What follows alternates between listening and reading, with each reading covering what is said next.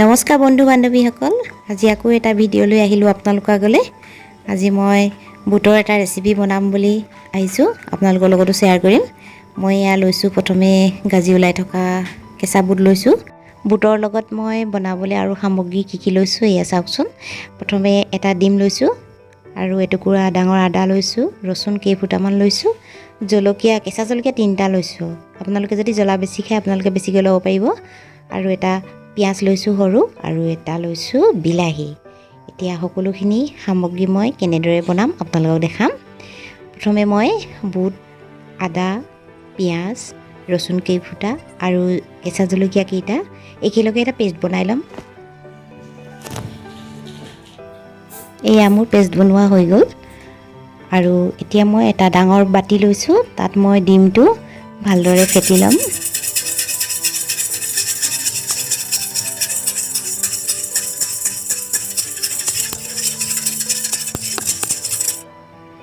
ফেটি লোৱা হৈ গ'ল। এতিয়া মই তাতে বনাই লোৱা পেষ্টটো তাতে এড কৰিম আৰু আকৌ ভালদৰে মিক্স কৰি ল'ম।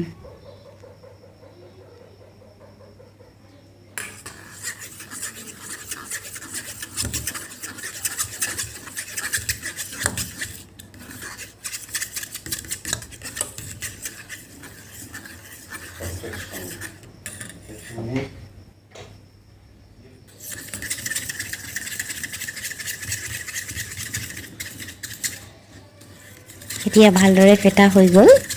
আৰু এতিয়া মই ইয়াত কি সামগ্ৰী ব্যৱহাৰ কৰিম আপোনালোকক দেখাইছোঁ। এয়া মই প্ৰথমে দিম সৰু চামুচেৰে এচামুচ হালধি দিছোঁ। তাৰপিছত দিম মছলা এচামুচ।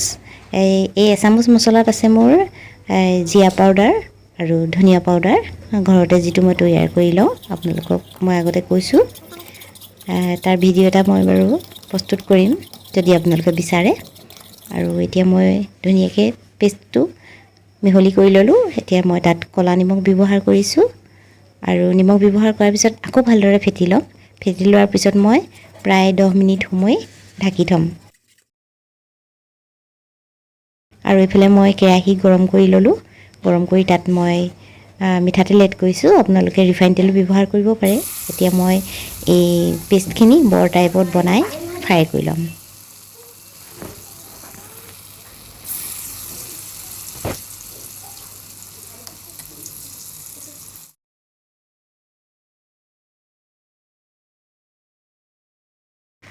এটা কথা মন কৰিব, ফ্ৰাই কৰোঁতে খুব সাৱধানে লৰাব, নহ'লে ভাগি যাবও পাৰে।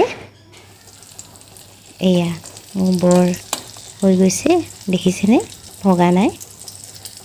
আৰু এতিয়া মই এটা এটা কৰি কাঢ়ি থ'ম, আৰু এনেদৰেই আটাইকেইটা বৰ মই বনাই ল'ম।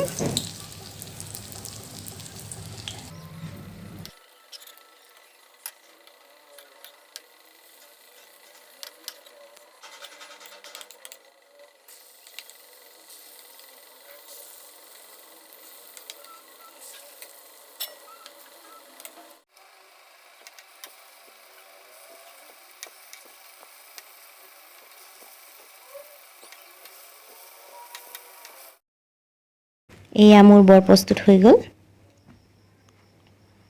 এতিয়া তাৰপিছত মই কেনেকৈ বনাম চাওকচোন।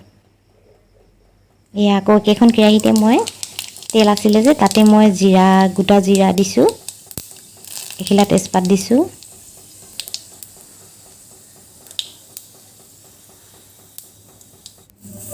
তাতে মই হালধি এড কৰিছোঁ। আপোনালোকে জানে মই তেলতে হালধি দিওঁ, কিন্তু এটা কথা মন কৰিব লাগে, গেছটো কম কৰি ল'ব লাগে। তাতে মই এতিয়া এটা পিঁয়াজ, আদা, ৰচুন দি দিছোঁ। এতিয়া ভালদৰে সিজিবলৈ দিম। এতিয়া মই তাত পেষ্ট কৰি লোৱা বিলাহীটো তাত ঢালি দিম, আৰু এতিয়া ভালদৰে উতলিব দিম। আৰু তাত মই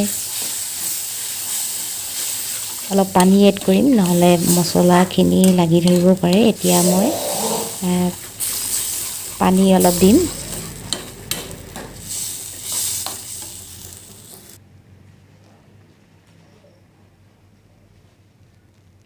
আপোনালোকে পানীটো এড কৰিব, মানে গ্ৰেভিটো কিমানকৈ ৰাখে সেইটো নিজৰ ওপৰত কথা। বেছিকৈ যদি খাম বুলি ভাবে গ্ৰেভিটো দৰকাৰ হয় তেতিয়া সৰহকৈ পানী দিব মই কমকৈ দিছোঁ এই উতল আহিছে মই এতিয়া তাতে আকৌ সেই জিৰা গুড়ি আৰু ধনিয়া গুড়ি পাউডাৰ এচামুচ এড কৰি দিছোঁ এয়া এতিয়া মই ভালদৰে উতলিবলৈ দিম এতিয়া উতল অহাত মই বৰখিনি খুব সাৱধানে এটা এটাকৈ দি দিম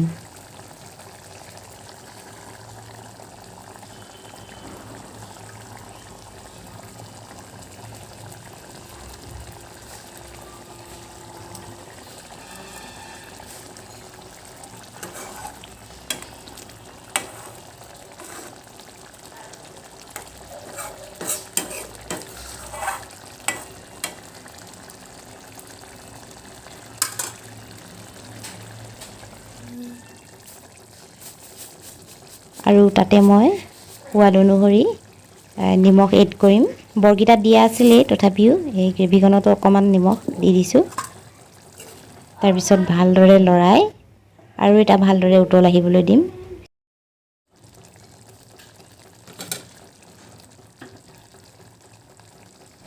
এতিয়া ভালদৰে উতল অহাত মই ইয়াতে নমাই থ'ম মোৰ গ্ৰেভিটো ইমানেই প্ৰয়োজন হ'ব আৰু এয়া মোৰ তৈয়াৰ হৈ গ'ল বুটৰ আঞ্জা মই এনেদৰে পৰিৱেশন কৰিলোঁ মোৰ আঞ্জাখন চাই আপোনালোকক কেনেকুৱা লাগিলে কমেণ্ট কৰি নিশ্চয় জনাব আকৌ এটা ভিডিঅ'তে লগ পাম বাই বাই